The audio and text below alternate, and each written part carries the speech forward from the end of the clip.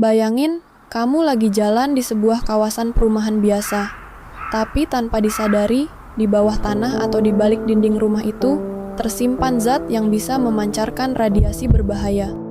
Bukan bom, bukan bahan kimia biasa, tapi sesuatu yang tak terlihat, nggak berbau, dan bisa memengaruhi tubuh manusia dalam jangka panjang. Itulah cerita nyata yang sempat bikin heboh di Indonesia ketika ditemukan sumber paparan radioaktif yang berasal dari zat bernama cesium-137.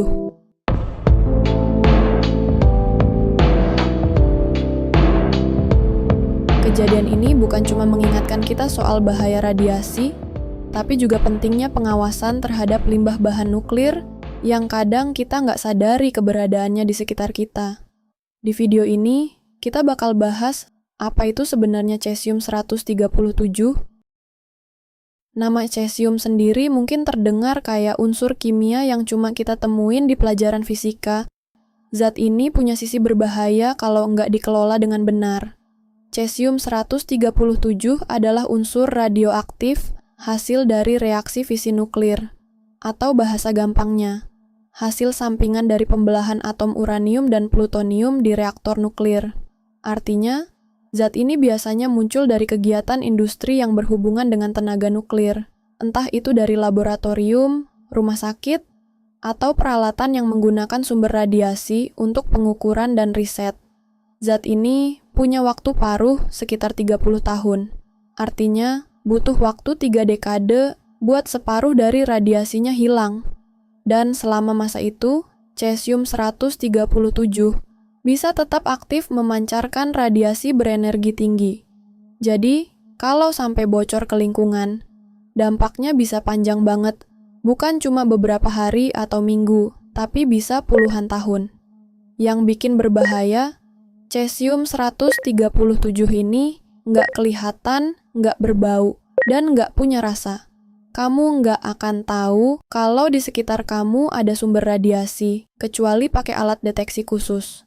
Kalau masuk ke tubuh manusia, baik lewat udara, makanan, atau kontak langsung, zat ini bisa mengendap di jaringan otot dan organ dalam dan menyebabkan gangguan serius, mulai dari kerusakan sel, penurunan sistem kekebalan, sampai peningkatan risiko kanker dalam jangka panjang. Tapi jangan salah, cesium-137 juga punya sisi berguna kalau dipakai dengan benar. Zat ini sering dipakai di dunia medis buat terapi kanker, di industri buat kalibrasi alat ukur radiasi, dan juga di penelitian ilmiah.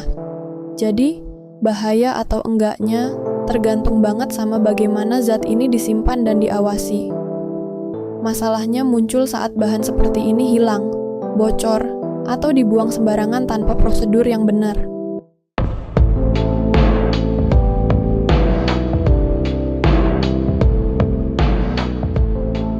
Pada 19 Agustus 2025, Food and Drug Administration atau Badan Pengawas Obat dan Makanan yang ada di Amerika merilis artikel resmi di situs mereka.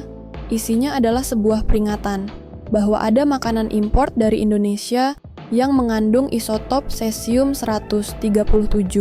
Mereka memperingatkan warga Amerika bahwa if you have recently purchased raw frozen shrimp from Walmart that matches this description, throw it away.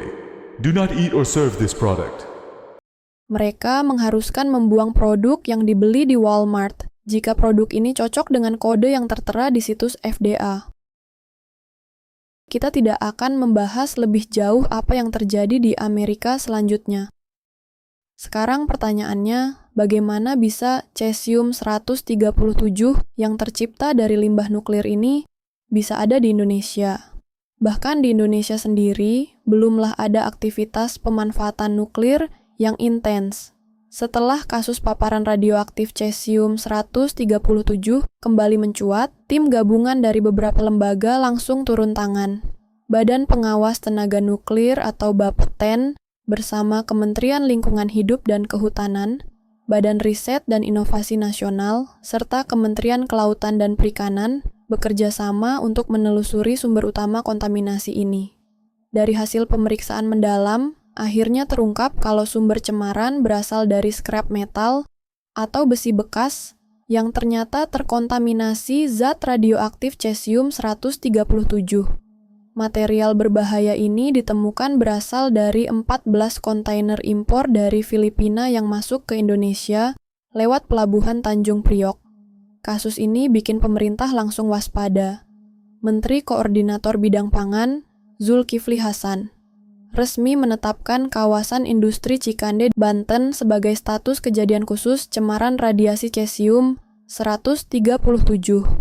Pemerintah akan terus melakukan pemantauan ketat, memberikan perlindungan bagi pekerja dan masyarakat terdampak, serta memastikan industri udang nasional tetap aman, sehat, dan berdaya saing di pasar global. Tanggal 23 September 2025, tim gabungan mulai memindahkan material terkontaminasi ke tempat penyimpanan sementara di PT Peter Metal Technology. Di sana, semua material diproses dengan pengawasan ketat untuk mencegah radiasi menyebar lebih luas. Pemerintah juga memasang Radiation Portal Monitoring, yaitu alat pendeteksi radiasi di pintu keluar kawasan industri, supaya setiap kendaraan dan barang yang keluar bisa langsung terpantau kalau membawa zat radioaktif. Dari hasil penyisiran, tim menemukan antara 10 hingga 32 titik kontaminasi di sekitar kawasan industri dan juga di beberapa lapak-lapak scrap metal. Artinya, sebarannya cukup luas dan butuh waktu untuk memastikan semuanya benar-benar bersih dan aman. Tapi kabar baiknya, kerja keras itu mulai membuahkan hasil. Pada 17 Oktober 2025, Menteri Lingkungan Hidup Hanif Faisal Nurrofiq menyampaikan bahwa 22 fasilitas industri di kawasan Cikande yang sebelumnya terkontaminasi, kini sudah dinyatakan bersih dan aman dari paparan radiasi. Sampai 20 Oktober 2025, total 248,4 ton material terkontaminasi sudah berhasil diangkat dari 13 lokasi di luar kawasan industri. 2 diantaranya bahkan sudah dinyatakan sepenuhnya bersih. Pemerintah menargetkan seluruh proses dekontaminasi dan pembersihan total selesai pada Desember 2025. Selain pembersihan lingkungan, pemeriksaan kesehatan warga juga jadi prioritas utama. Lebih dari 1.500 orang yang tinggal dan bekerja di sekitar area terdampak telah diperiksa kesehatannya. Hasil awal menunjukkan ada 15 orang yang terdeteksi mengalami paparan radiasi, tapi tanpa gejala klinis berbahaya.